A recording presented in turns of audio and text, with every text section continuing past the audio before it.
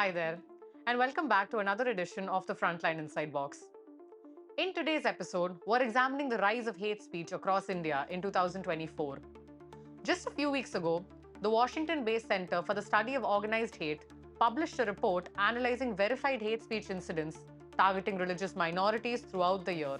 These incidents were not limited to online discussions, but were observed in political rallies, electoral campaigns, religious processions, and even protest marches.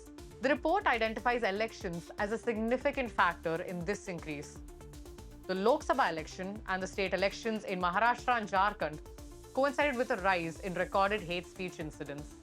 The data indicates a 74% increase in hate speech targeting religious minorities, rising from 668 incidents in 2023 to 1,165 in 2024.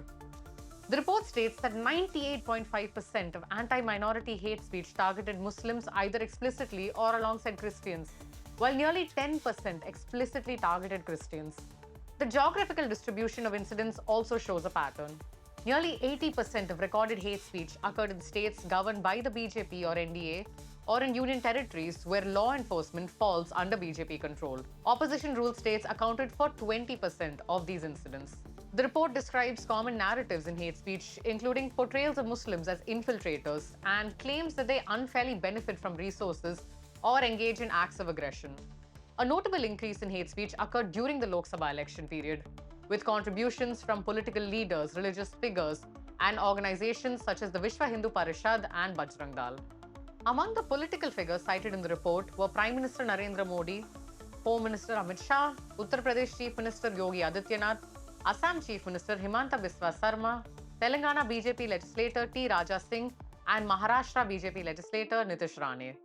The report states that both national and local leaders contributed to the discourse. The normalization of hate speech in political rhetoric is identified as a contributing factor to its widespread presence. The report also notes that international events influenced hate speech trends in India. A second peak was recorded in August 2024 following the political crisis in Bangladesh and the fall of the Sheikh Hasina government. Reports of attacks on the Hindu minority in Bangladesh were cited as factors that contributed to increased anti-Muslim rhetoric back in India.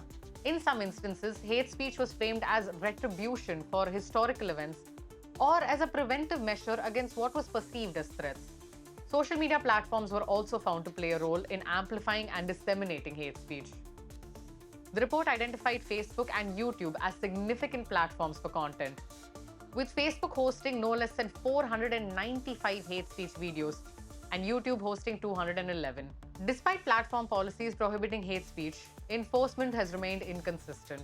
Despite all this, however, the report also highlights a 20% decline in hate speech incidents in Karnataka, which it attributes to political changes in the state. The Congress Party's victory in the state election in May 2023 led to measures that, according to the report, contributed to this decline. The report concludes that hate speech in 2024 became more pronounced with increasingly direct and inflammatory rhetoric. It suggests that addressing this issue is critical for maintaining India's constitutional commitment to secularism and democratic values. That's all from us for today. Thank you for watching and stay tuned for more.